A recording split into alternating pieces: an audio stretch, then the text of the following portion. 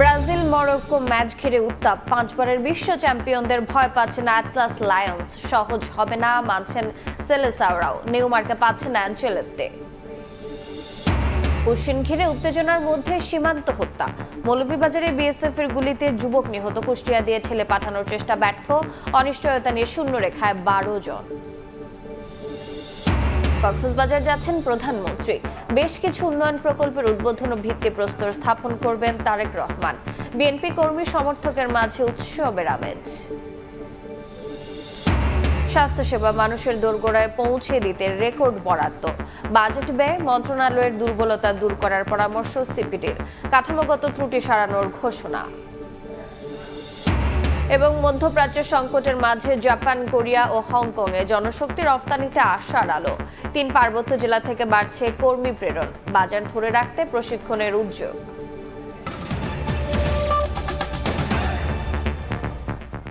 সকালের সময়ে সঙ্গে আছে আমি রোজা চৌধুরী। জমকালো আয়োজনের মধ্য দিয়ে ফিফা বিশ্বকাপকে বরণ করে নিল যুক্তরাষ্ট্র। আয়োজনের মূল আকর্ষণ ছিলেন মার্কিন পপ তারকা কেটি পেরি। এছাড়া পারফর্ম করেছেন র্যাপার ফিউচার, ব্রাজিলিয়ান গায়িকা আনিতা, কোরিয়ান পপ গ্রুপ ব্ল্যাকপিঙ্কের লিসাও। পুরো অনুষ্ঠানের যুক্তরাষ্ট্রের নানা ঐতিহ্য তুলে ধরার চেষ্টা করেছেন আয়োজকরা।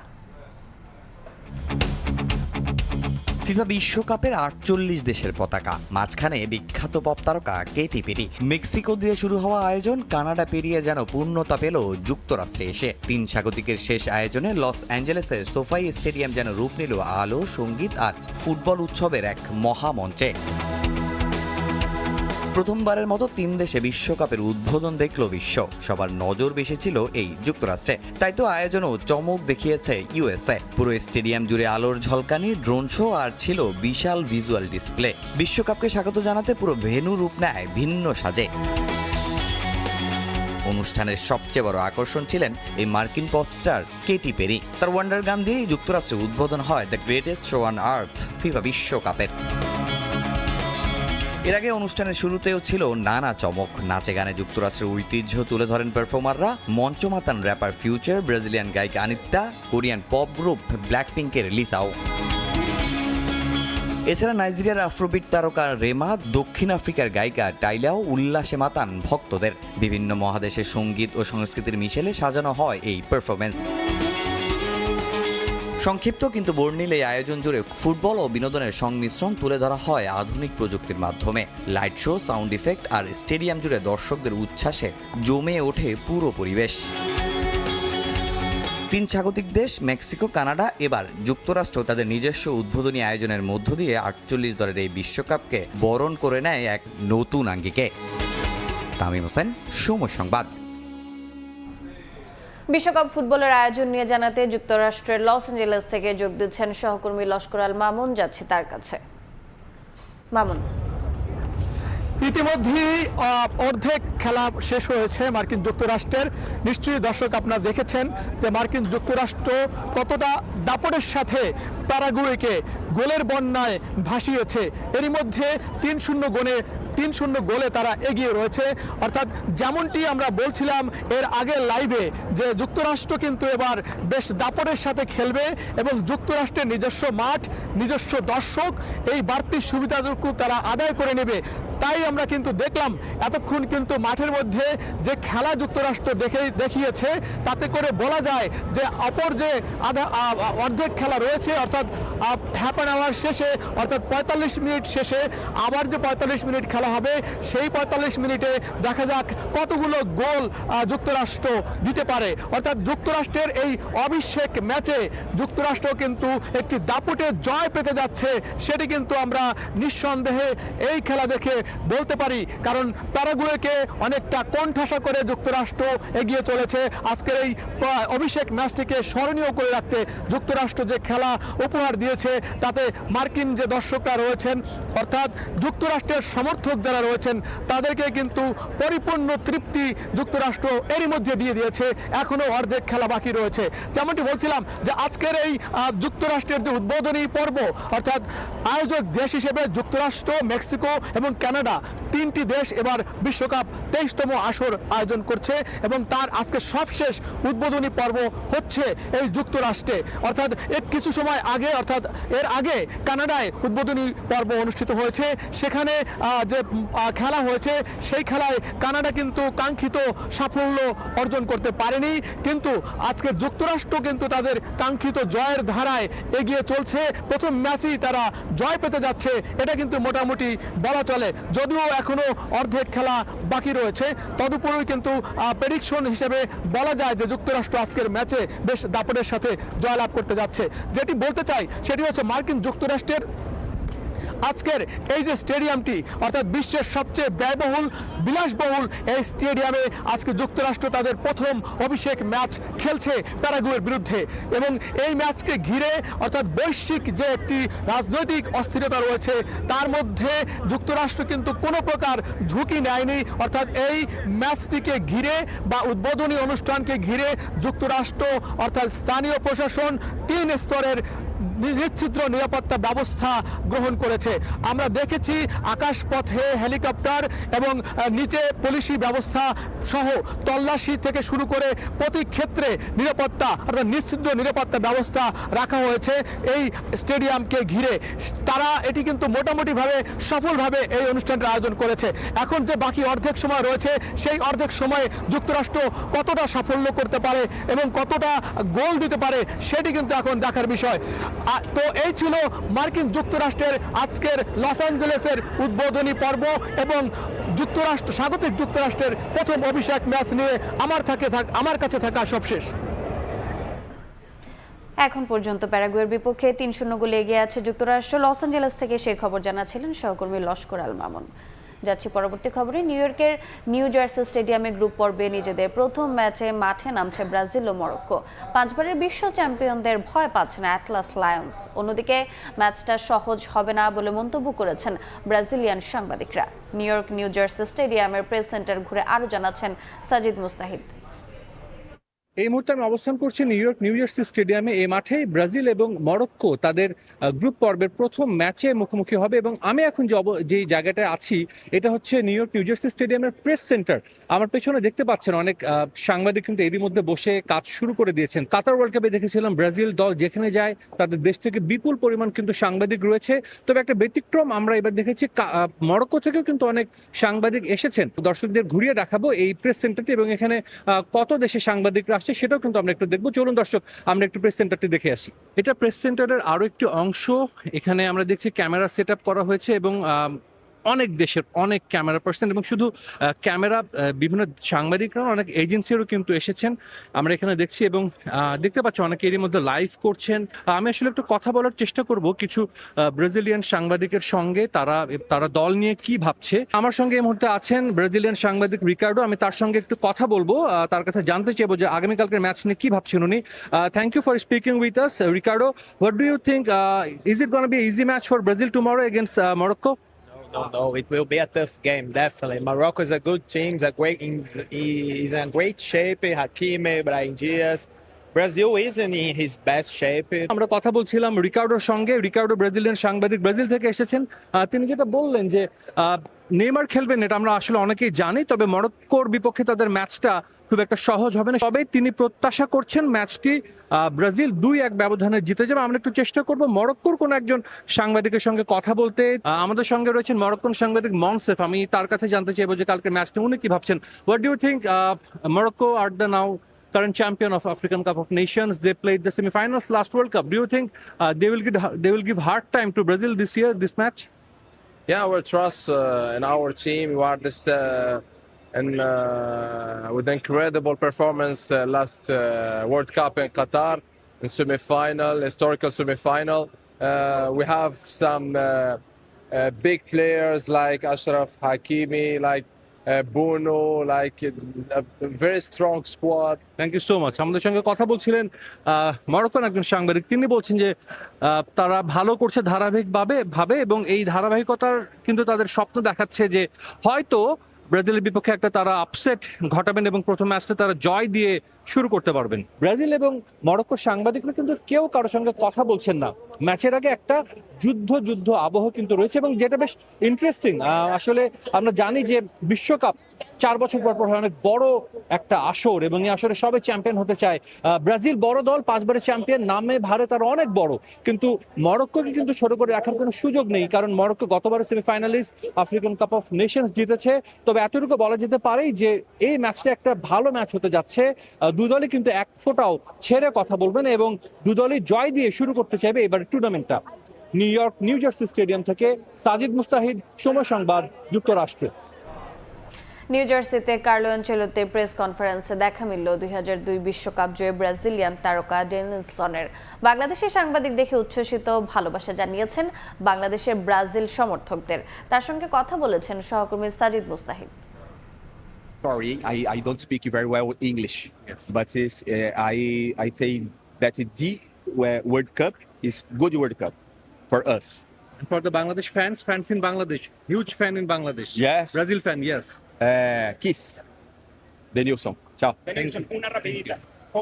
দর্শক, ডেনিলসন 2002 বিশ্বকাপে তিনি শিরোপা জিতেছিলেন, ব্রাজিলের সবশেষ যে বিশ্বকাপ জিতেছিল সেই ডেনিলসন। তার সঙ্গে আমরা কথা বলেছি, যদিও তিনি শুরুতে কিন্তু দুঃখিত বলেছেন যে তিনি ইংলিশে খুব একটা কথা বলতে পারেন না। আসলে এটা খুব একটা স্বাভাবিক একটা ব্যাপার। তবে তিনি এবারের ওয়ার্ল্ড কাপটাকে অনেক ভালো একটা ওয়ার্ল্ড কাপ হবে তেমন প্রত্যাশা করেছেন এবং বাংলাদেশি ফ্যানদের জন্য কিন্তু তিনি ভালোবাসা দিয়েছেন। আমরা জানি বাংলাদেশে ব্রাজিল এবং আর্জেন্টিনা এই দুই দলের কত ফ্যান রয়েছে, এই ফ্যানদের ব্যাপারে কিন্তু পুরো বিশ্বব্যাপী সবাই জানে।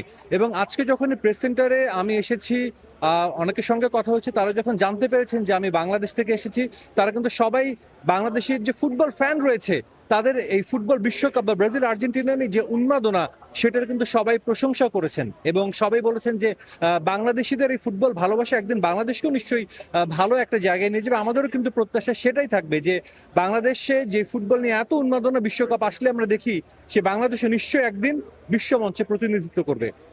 নিউ জার্সি থেকে সাজিদ মুস্তাহিদ, সময় সংবাদ, যুক্তরাষ্ট্র। ফিফা বিশ্বকাপের আরও খবর থাকছে সংবাদের পরের অংশে। শনিবার কক্সবাজার সফরে যাচ্ছেন প্রধানমন্ত্রী তারেক রহমান। দিনব্যাপী সফরে উন্নয়ন প্রকল্পের উদ্বোধন, ভিত্তিপ্রস্তর স্থাপন, বৃক্ষরোপণ কর্মসূচি, রাজনৈতিক জনসভা ও সুধী সমাবেশে অংশ নেবেন তিনি। সরকার প্রধানের সফর ঘিরে এলাকায় উৎসবের আমেজ। 1979 সালের ডিসেম্বরে কক্সবাজার সদর উপজেলার PM খালিতে সফর করেছিলেন শহীদ রাষ্ট্রপতি জিয়াউর রহমান। তিনি নিজ হাতে কোদাল চালিয়ে ঐতিহাসিক পাতলি খাল খননের সূচনা করেন। সে ঐতিহাসিক ধারাবাহিকতা স্মরণে 13 জুন পাতলি খাল পুনর্খনন কার্যক্রমের উদ্বোধন করবেন বিএনপির চেয়ারপারসন ও প্রধানমন্ত্রী তারেক রহমান। উদ্বোধন শেষে তিনি স্থানীয় জনসভায় বক্তব্য রাখবেন। প্রধানমন্ত্রীর সফরের সার্বিক প্রস্তুতি ও নিরাপত্তা ব্যবস্থা সরেজমিনে পর্যবেক্ষণ করেন স্বরাষ্ট্রমন্ত্রী। শান্তিপূর্ণ, সুশৃঙ্খল ও নিরাপদভাবে সফর সম্পূর্ণের লক্ষ্যে সংশ্লিষ্ট সব সংস্থা সমন্বিতভাবে কাজ করছে বলে জানান তিনি। মাননীয় প্রধানমন্ত্রী মূলত জাতীয় বৃক্ষরোপণ কর্মসূচি উদ্বোধনের জন্য গোলাজারা সাফারি পার্ক সংলগ্ন এলাকায় বৃক্ষরোপণের মধ্য দিয়ে সারা দেশে 25 কোটি বৃক্ষরোপণের উদ্বোধন করবেন। চকরিয়া বাস টার্মিনালে রাজনৈতিক জনসভায় বক্তব্য রাখবেন সরকার প্রধান। এরপর কক্সবাজার মেরিন ড্রাইভ ও সমুদ্র সৈকত পরিদর্শন করবেন। সন্ধ্যায় তিনি কক্সবাজারের সুধীজনদের সঙ্গে মতবিনিময় সভায় অংশ নেবেন। প্রধানমন্ত্রীর সফর ঘিরে স্থানীয়দের মাঝে বিরাজ করছে ব্যাপক উৎসাহ উদ্দীপনা। স্থানীয়দের প্রত্যাশা, প্রধানমন্ত্রীর এই সফরের মাধ্যমে উন্নয়নের ধারায় আসবে নতুন গতি। সুজাউদ্দিন রুবেল, সময় সংবাদ, কক্সবাজার। এ বিষয়ে বিস্তারিত জানাতে কক্সবাজার শহরে আছেন সহকর্মী সুজাউদ্দিন রুবেল, যাচ্ছি তার কাছে। রুবেল, বিএনপির চেয়ারপারসন প্রধানমন্ত্রী তারেক রহমান আজ কক্সবাজারে আসছেন। তার আশাকে কেন্দ্র করে আজকে দিনব্যাপী কক্সবাজারে নানা উন্নয়ন প্রকল্প, ভিত্তিপ্রস্তর থেকে শুরু করে বৃক্ষরোপণ যে 5 বছরে 25 কোটি যে বৃক্ষরোপণ যে কর্মসূচি সারা দেশে একযোগে সেটির কক্সবাজার থেকেই উদ্বোধন করবেন প্রধানমন্ত্রী তারেক রহমান। এরই মধ্যে আমরা কক্সবাজার বিমানবন্দরে রয়েছি। বিমানবন্দর কর্তৃপক্ষের সঙ্গে আসলে যেটি কথা হয়েছে, তারা যেটি জানিয়েছে, কক্সবাজারে প্রধানমন্ত্রী তারেক রহমানের যে বিমান বোয়িং বিমান সেটি হয়তো 10টার দিকে কক্সবাজারে বিমানবন্দরে অবতরণ করতে পারে এবং আগ মুহূর্তে আমরা লক্ষ্য করছি বিপুল সংখ্যক আইনশৃঙ্খলা বাহিনীর যারা রয়েছে তারা কিন্তু দায়িত্ব পালন করছে। আমরা পুলিশ থেকে শুরু করে র্যাব থেকে শুরু করে অন্যান্য বাহিনীর যা সব বাহিনীর কিন্তু এখানে সমন্বয় করে আসলে এয়ারপোর্ট যে বিমানবন্দর আশপাশ এলাকা থেকে শুরু করে পুরো এলাকা কিন্তু নিরাপত্তার বলয় তৈরি করা হয়েছে।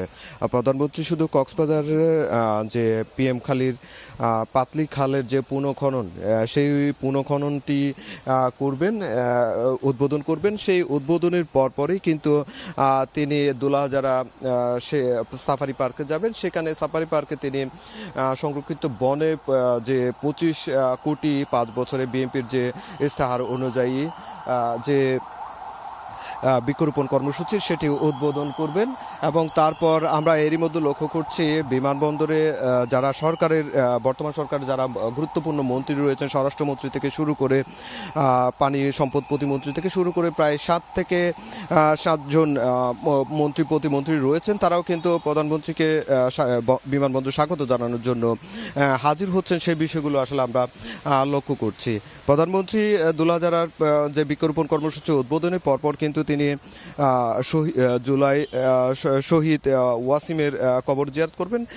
সেখান থেকে পেকুয়া পৌরসভা এবং মাতামুহুরী নতুন উপজেলা যে ঘোষণা করা হয়েছে সেই ঘোষণার এবং থানার ভিত্তিপ্রস্তরে স্থাপন করবেন। এরপর তিনি চকরিয়া জনসভায় অংশ নেবেন, আমরা সেটি আসলে জেনেছি। এরপর তিনি কক্সবাজারে মেরিন ড্রাইভ এবং যে সমুদ্র সৈকত পরিদর্শন করবেন। এর পরপরই কিন্তু আমরা যতটুকু জানি তিনি সুধী সমাবেশে অংশ নেবেন। তো কক্সবাজার বিমানবন্দরে এখন পর্যন্ত আসলে কড়া নিরাপত্তা বলয় তৈরি করা হয়েছে। এই ছিল আমার কাছে কক্সবাজার থেকে সব শেষ। সরাসরি যুক্ত ছিলাম কক্সবাজারে। সকালের সময় আরো থাকছে। ফোন না ধরায় সন্ত্রাসী হামলা, লালমাটিয়া ইন্টারনেট সেবাদাতা প্রতিষ্ঠান তছনছ, আইফোন কম্পিউটার লুট, আতঙ্কে কর্মীরা, গ্রেফতার এক বাকিদের ধরতে অভিযানে পুলিশ। কক্সবাজার সীমান্তে বিএসএফ এর গুলিতে বাংলাদেশি যুবক নিহত হয়েছেন। শুক্রবার সন্ধ্যায় কুলাউড়ার শরীফপুর ইউনিয়নের দত্তগ্রাম সীমান্তে ভারতের অভ্যন্তরে এই ঘটনা ঘটে। ঘটনার সত্যতা নিশ্চিত করে বিজিবি অধিনায়ক লেফটেন্যান্ট কর্নেল সরকার আসিফ মাহমুদ জানান, দত্তগ্রামের বাসিন্দা মুজিব সহ 6 থেকে 7 জন চোরা কারবারি মনু নদ পার হয়ে ভারতে ঢুকে পড়ে। সেখানে বিএসএফ এর টহল দল বাধা দিলে ক্ষিপ্ত হয়ে দেশীয় অস্ত্র নিয়ে হামলা চালানোর চেষ্টা চালায় চোর কারবারিরা। এক পর্যায়ে বিএসএফ গুলি চালালে ঘটনাস্থলেই মারা যায় মুজিব, দ্রুত সরে যায় অন্যরা।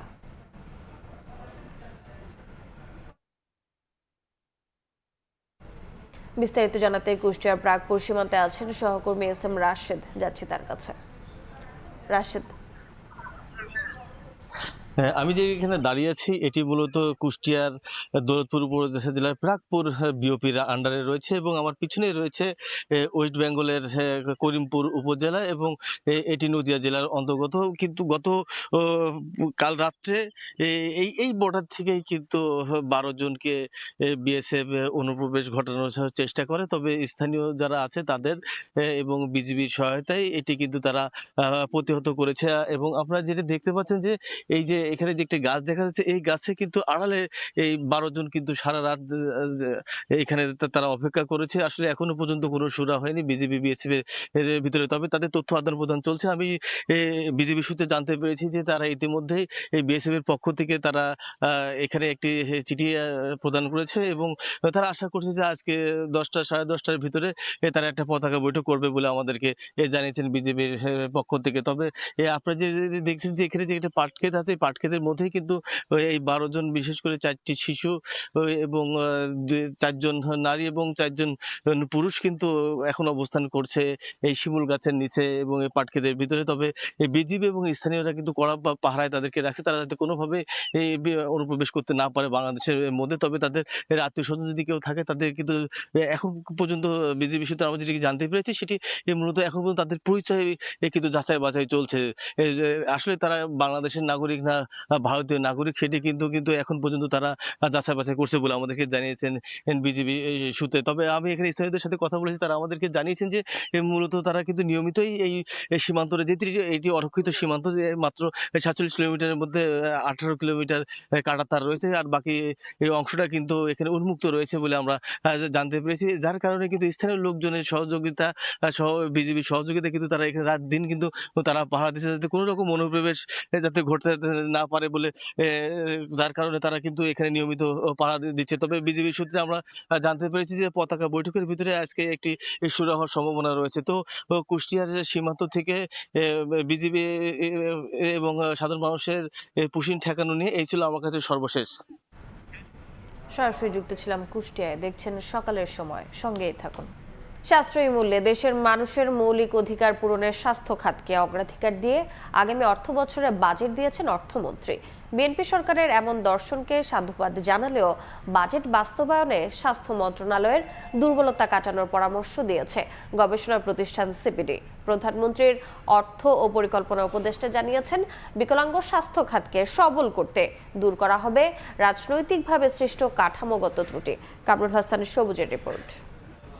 সর্বজনীন স্বাস্থ্য সুরক্ষার আওতায় প্রত্যেক নাগরিককে মানুষের মৌলিক অধিকার পূরণে প্রায় বিকলাঙ্গ স্বাস্থ্য খাতকে ঢেলে সাজাতে আগামী অর্থ বছরের বাজেটে এ খাতে বরাদ্দ দেওয়া হয়েছে ৫৯,৪০৯ কোটি টাকা, যা জিডিপির ১.০২% আর চলতি অর্থ বছরের বরাদ্দের তুলনায় প্রায় দ্বিগুণ। ২০২৬-২৭ অর্থ বছরে স্বাস্থ্য ও পরিবার কল্যাণ মন্ত্রণালয়ের জন্য ৬৯,৪০৯ কোটি টাকা বরাদ্দের প্রস্তাব করছি।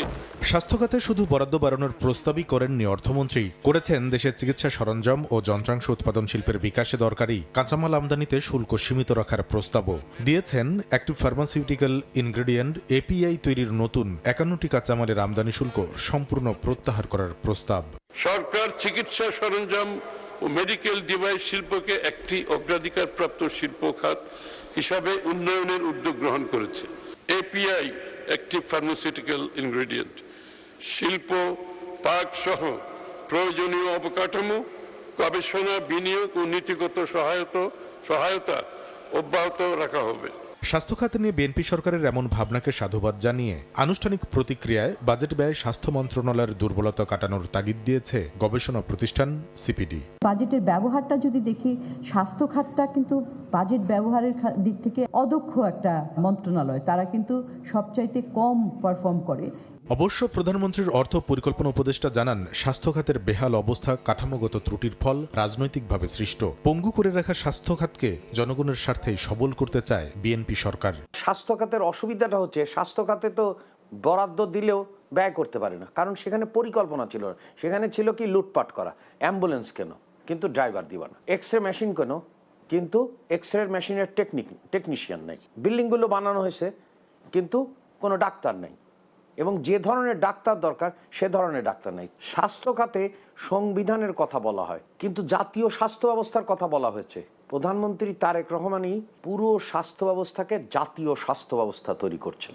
জটিল রোগের বিশেষায়িত চিকিৎসা সহজলভ্য ও সুশৃঙ্খল করার লক্ষ্যে প্রতিটি জেলা হাসপাতাল ও উপজেলা স্বাস্থ্য কমপ্লেক্সকে সমন্বিতভাবে একটি পূর্ণাঙ্গ সেকেন্ডারি স্বাস্থ্যসেবা ইউনিট হিসেবে গড়ে তোলার আকাঙ্ক্ষার প্রতিফলনও রয়েছে আগামী অর্থ বছরের প্রস্তাবিত বাজেটে।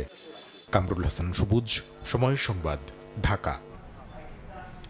জাপান, কোরিয়া ও হংকংয়ে কর্মী পাঠানোর মাধ্যমে জনশক্তি রফতানিতে ঘুরে দাঁড়ানোর চেষ্টা করছে পিছিয়ে পড়া চট্টগ্রাম, রাঙ্গামাটি, বান্দরবান ও খাগড়াছড়ি।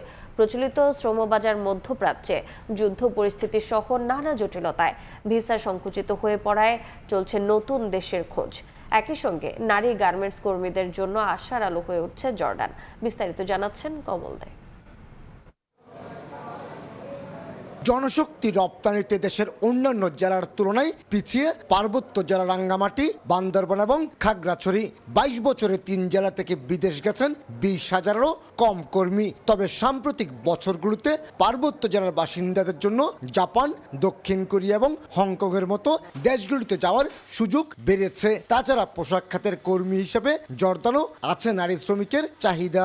3 পার্বত্য জেলা কিন্তু কারিগরি প্রশিক্ষণ কেন্দ্র 3 জেলাতেই আছে। খাগড়াছড়ি যেতে কারিগরি প্রশিক্ষণ কেন্দ্রে হচ্ছে ক্যান্টনিজ ভাষা যেটা হংকং যায় সেটা প্রশিক্ষণ চলমান আছে। জাপানি ভাষা সেটা রাঙ্গামাটি কারিগরি প্রশিক্ষণ ক্ষেত্রে চলমান আছে। বান্দরবনে জাপানিটা আপাতত বন্ধ আছে, কিন্তু ক্যান্টনিজ ভাষাটা সেটা চলমান আছে প্রশিক্ষণ। জনশক্তি রপ্তানি কার্যালয়ের তথ্য অনুযায়ী পার্বত্য জেলা বান্দরবন থেকে 24 বছরে বিদেশ গেছেন মাত্র 7,068 জন কর্মী, আর রাঙ্গামাটি থেকে গেছেন 8,153 জন। এই অবস্থায় জনশক্তি রপ্তানি বাড়াতে 3 পার্বত্য জেলায় টেকনিক্যাল ট্রেনিং ইনস্টিটিউটের মাধ্যমে কারিগরি শিক্ষার পাশাপাশি চলছে বিভিন্ন দেশের ভাষার প্রশিক্ষণ। কাজটা হচ্ছে যে প্লাম্বিং এর কাজ, আর এটা একটা ডিমান্ডেবল কাজ।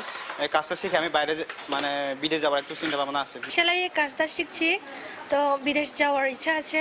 এখন বর্তমানে জর্দান থেকে সুযোগ আসছে আর কি। বিউটিফিকেশনের কাজ শিখছি, যদি ভালো অপরচুনিটি পাই তাহলে দেশের বাইরে যাওয়ার আগ্রহ আছে। যারা ট্রেনিং গ্রহণ করছে তারা ওভারসিজ মার্কেটে যাচ্ছে, পাশাপাশি লোকাল মার্কেটেও তারা ইন্ডাস্ট্রিতে কাজ করতেছে। শুধু রাঙ্গামাটি, বান্দরবন কিংবা খাগড়াছড়ি নয়, জনশক্তি রপ্তানিতে এক সময় শীর্ষে থাকা চট্টগ্রামও ক্রমশ পিছিয়ে পড়ছে।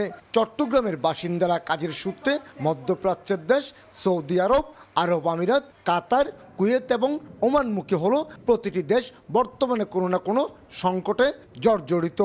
স্কিল ডেভেলপমেন্ট হলে আমরা ওই যে দেশের যে ধরনের ডিমান্ড আছে সেই ডিমান্ড বেস আমরা যদি তাকে স্কিল ডেভেলপ করাতে পারি, তার মধ্যে যদি কনফিডেন্স তৈরি হতে পারে, তাহলে মনে হয় তারা আবার এই মধ্যপ্রাচ্য বা বিভিন্ন দেশের বাজারে তারা সার্ভাইভ করতে পারবে। 2025 সালে চট্টগ্রাম বিভাগের 11টি জেলা থেকে কর্মসংস্থানের জন্য বিদেশ গেছেন 3,22,291 জন। বিপরীতে চলতি বছরের প্রথম 5 মাসে জনশক্তি রপ্তানি 85,000। কমল দে, সময় সংবাদ, চট্টগ্রাম। চাঁদপুরে এগিয়ে চলছে আইটি ট্রেনিং অ্যান্ড ইনকিউবেশন সেন্টারের নির্মাণ কাজ। এখান থেকে তথ্য প্রযুক্তি বিষয়ক প্রশিক্ষণ নেওয়ার মাধ্যমে তৈরি হবে দক্ষ জনবল। কর্মসংস্থানের সুযোগ সৃষ্টি হবে দেশে বিদেশে। নাইমুল ইসলাম নীরবের ক্যামেরায় ফারুক আহমদের রিপোর্ট। এগিয়ে চলছে আইটি ট্রেনিং অ্যান্ড ইনকিউবেশন সেন্টারের নির্মাণ কাজ। চাঁদপুরের মতলবুত্তর উপজেলার ধনাগদা নদী পাড় ঘেঁষে 6 একর জায়গা জুড়ে নির্মিত হচ্ছে সরকারি এই প্রতিষ্ঠান। এখানে একই ছাদের নিচে থাকবে প্রশিক্ষণ, ইনকিউবেশন সেন্টার, সেমিনার কক্ষ ও প্রযুক্তি বিষয়ক কেন্দ্র। এখান থেকে তথ্য প্রযুক্তি বিষয়ক প্রশিক্ষণ নেবে তরুণ তরুণীরা। তথ্য প্রযুক্তি খাতে তৈরি হবে দক্ষ জনবল, কর্মসংস্থান তৈরি হবে দেশ ও বিদেশে। এরই মধ্যে দৃশ্যমান হয়েছে প্রকল্পের 5 তলা ভবন। প্রত্যাশা করছি যে আইটি সেন্টারটি যেন দ্রুত চালু হয়। চালু হওয়ার মধ্য দিয়ে শুধু মতলব নয়, বৃহত্তর চাঁদপুরের তরুণ সমাজ প্রশিক্ষণের মাধ্যমে, তাদের স্কিল ডেভেলপের মাধ্যমে তারা খুব ভালো কিছু করতে পারবে। আমার মতো অনেক ক্ষুদ্র উদ্যোক্তা আছে যারা আইটি উদ্যোক্তা গ্রামে আছে, কাজ করতেছে, বাট পূর্ণ সাপোর্ট পাচ্ছে না। যদি আইটি পার্কটি চালু হয়ে যায় তাহলে সেগুলো যথেষ্ট সাপোর্ট পাবে। এখন স্ট্রাকচারাল কাজ শেষ, ফিনিশিং কাজ চলমান, প্লাস্টার হচ্ছে আর এটার গাঁথনি হচ্ছে, আর ইন্টারনাল কিছু রুট আছে, এগুলো হবে। 2027 সালের জুন মাসের মধ্যেই আইটি ট্রেনিং অ্যান্ড ইনকিউবেশন সেন্টারের নির্মাণ কাজ শেষ হওয়ার কথা রয়েছে। যুবক বা কর্মসংস্থানের যে সুযোগ তৈরি হবে তার মধ্যে আমাদের এখানে যারা যুবক এবং যুব মহিলা আছেন তারা ইনফরমেশন টেকনোলজিতে এখানে কাজ করার সুযোগ পাবেন। আর আমরা এটা যেহেতু এটা এখন কার্যক্রম চলমান আছে, প্রকল্প চলমান আছে, আমরা এটা নিয়মিত তদারকির মধ্যে রেখেছি। সেন্টারটি নির্মাণ করছে বাংলাদেশ হাইটেক পার্ক কর্তৃপক্ষ। ব্যয় ধরা হয়েছে 80 কোটি টাকা। ফারুক আহমদ, সময় সংবাদ, চাঁদপুর। ভরা মৌসুমেও লক্ষ্মীপুরের মেঘনায় কাঙ্ক্ষিত ইলিশের দেখা নেই। সারাদিন নদীতে থেকে জেলেদের ফিরতে হচ্ছে শূন্য হাতে।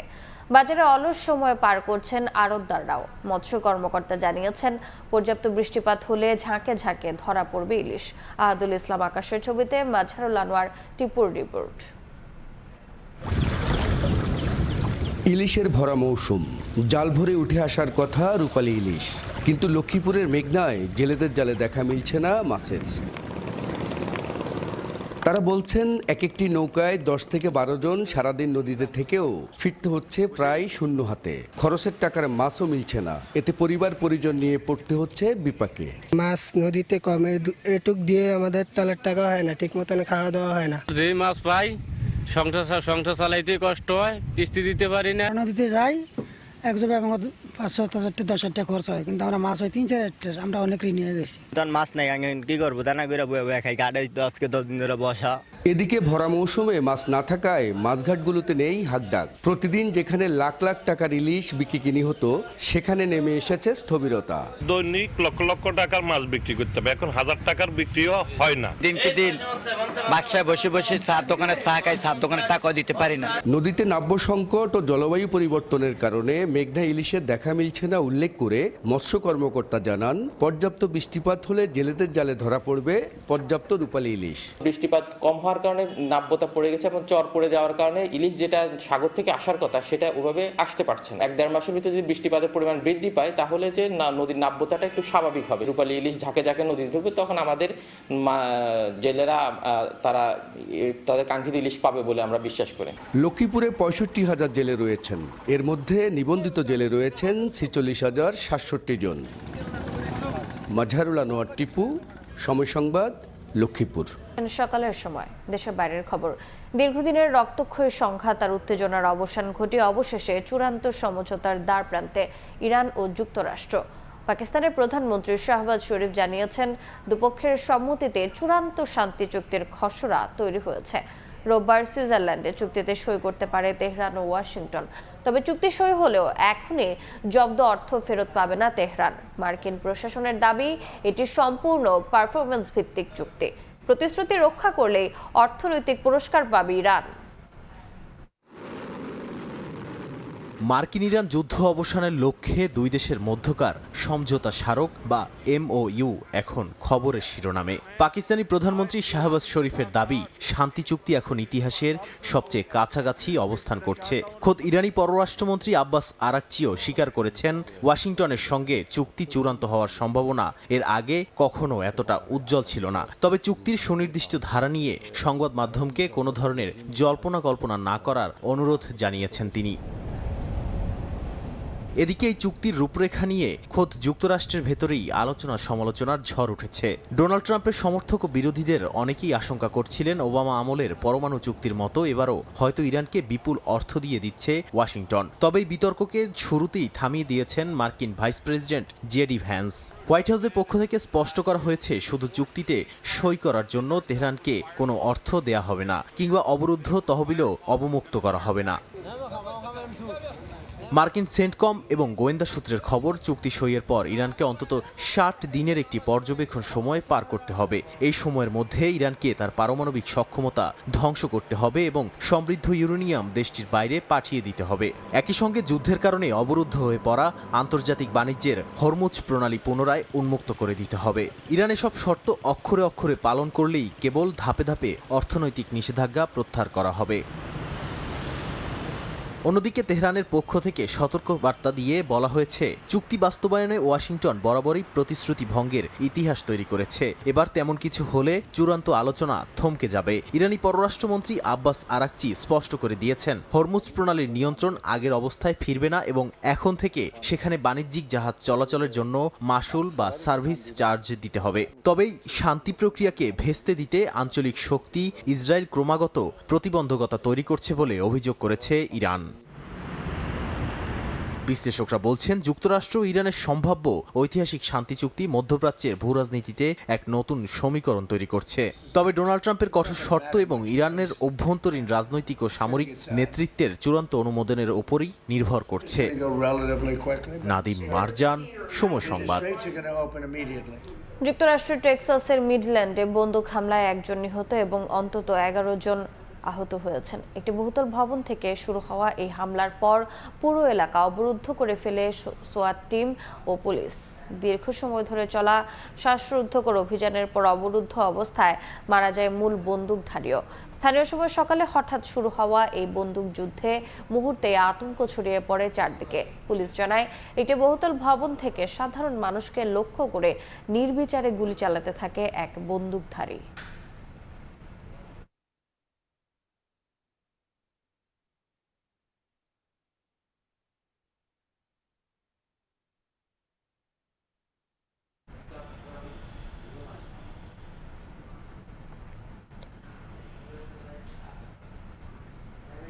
দেখছেন সকালের সময়। আবারও খেলার খবর। জমকালো উদ্বোধনীতে মুগ্ধতা ছড়ালেও জয় নিয়ে ফেরা হলো না কানাডার। তবে বিশ্বকাপে লজ্জা এড়ালো স্বাগতিকরা। টরন্টো স্টেডিয়ামে পিছিয়ে পড়েও কাইল লারিনের গোলে বসনিয়ার বিপক্ষে 1-1 গোলের ড্র করেছে স্বাগতিকরা। আর এতেই বিশ্বকাপ ইতিহাস প্রথমবার পয়েন্টের দেখা পেল জেসি মার্শের দল। এর আগে 1986 ও 2022 বিশ্বকাপের 6 ম্যাচের সবকটিতেই হেরেছিল কানাডা।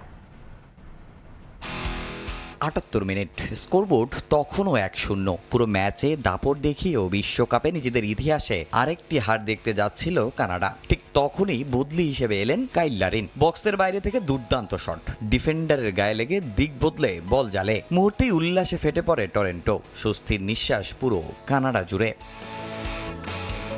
প্রথমবারের মতো নিজেদের মাটিতে বিশ্বকাপ ম্যাচ আয়োজন। উৎসবের আমেজ পুরো টরন্টোতে। ঘরের মাঠে স্বাগতিকরাও শুরু থেকেই আক্রমণাত্মক। বল দখলে এগিয়ে কানাডা, কিন্তু দাপট দেখালেও ম্যাচের প্রথমেই হতাশা সঙ্গী হয় জেসি মার্শের দলের। 21 মিনিটে কর্নার থেকে জোবো লুকিসের হেডে এগিয়ে যায় বসনিয়া। আন্তর্জাতিক ফুটবলে এটাই তার প্রথম গোল। লিড নিয়ে রক্ষণভাগ শক্তিশালী করেন কোচ সের্গেই বারবারেস। তাই একের পর এক আক্রমণের চেষ্টা করলেও প্রথমার্ধে পিছিয়ে থেকেই বিরতিতে যায় কানাডা। বিরতির পর ম্যাচের চিত্র হয়ে যায় আরও এক পেশে। শুরু থেকেই কানাডার আক্রমণ। 53 মিনিটে জনাথন ডেভিড হতাশ হন বল পোস্টে লেগে ফিরে আসলে। সেখান থেকে পাল্টা আক্রমণে বসনিয়া, কিন্তু গোলরক্ষককে একা পেয়েও কাজে লাগাতে পারেননি বেমোরেভিচ। তারপরও ঘরের মাঠে আক্রমণ থামায়নি স্বাগতিকরা, কিন্তু বসনিয়ার রক্ষণকে চাপে রাখলেও গোলের দেখা কিছুতেই মিলছিল না। পরে 75 মিনিটে বদলি হিসেবে নামেন কাইল লারিন। নেমেই কানাডার নায়ক বনে যান 31 বছর বয়সী এই ফুটবলার। সমতায় ফিরেও ক্ষুধা কমেনি কানাডার। 1986 ও 2022 সালের আগের 2 বিশ্বকাপে 6 ম্যাচ খেলেও জয় তো দূরের কথা, কোনো পয়েন্টও পায়নি। তাই এই ম্যাচে জয় পেতে শেষ মুহূর্ত পর্যন্ত একটা গোলের জন্য সর্বোচ্চ লড়াই করে গেছে কানাডা। বসনিয়াও সুযোগ তৈরি করেছে, কিন্তু গোলের দেখা পায়নি কোনো দলই। 1-1 সমতায় শেষ হয় ম্যাচ। এই ফলাফলও কানাডার ফুটবল ইতিহাসের জন্য অনেক বড় অর্জন। প্রথম ম্যাচই অর্জন করল বিশ্বকাপ ইতিহাসের প্রথম পয়েন্ট। তবে জয়ের অপেক্ষা দীর্ঘায়িত হলো। তামিম হোসেন, সময় সংবাদ।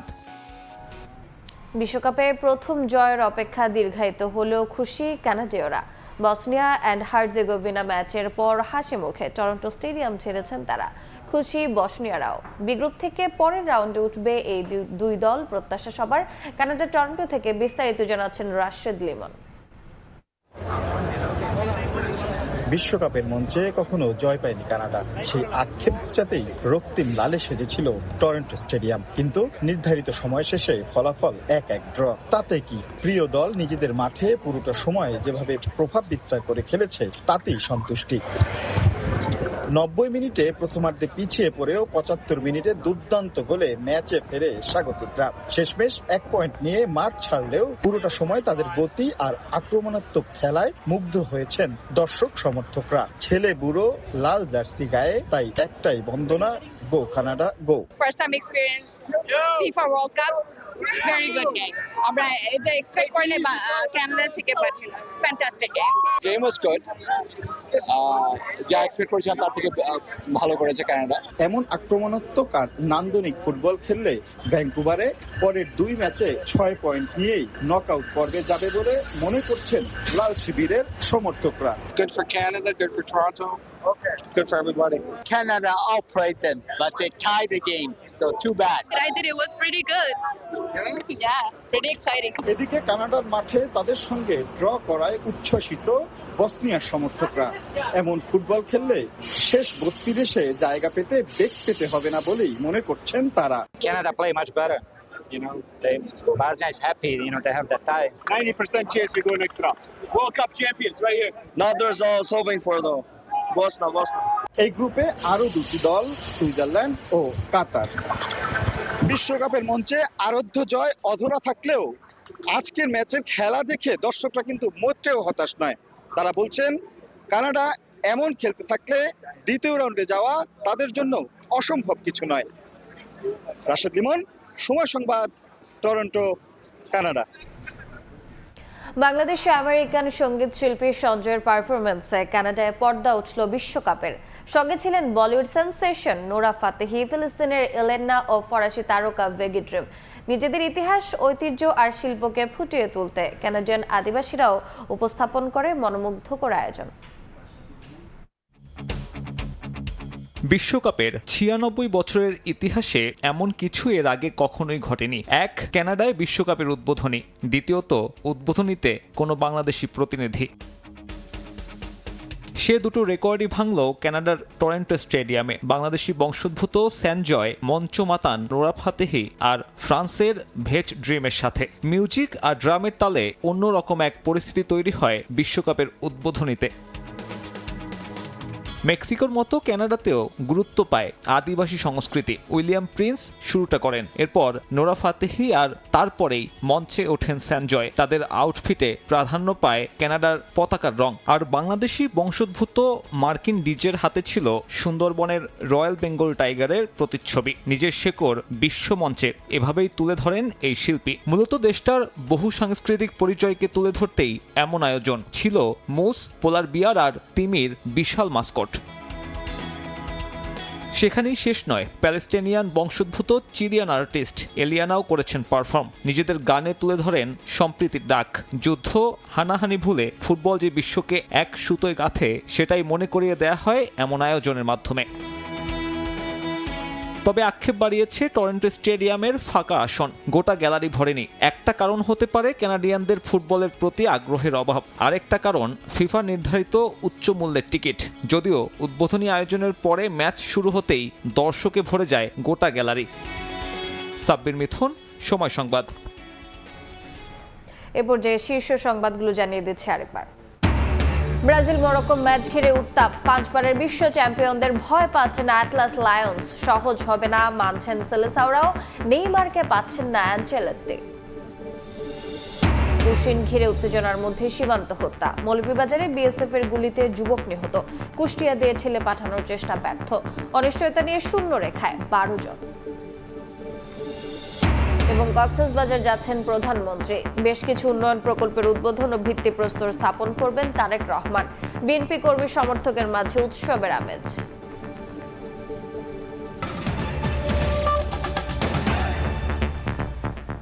এ ছিল সকালের সময়। এরপর আন্তর্জাতিক সময় নিয়ে সঙ্গে থাকবেন জিন্নাতারা জশোয়া। রোজা, আপনাকে ধন্যবাদ। আন্তর্জাতিক সময় নিয়ে আসছি কিছুক্ষণ পর, সঙ্গেই থাকুন সময়ের।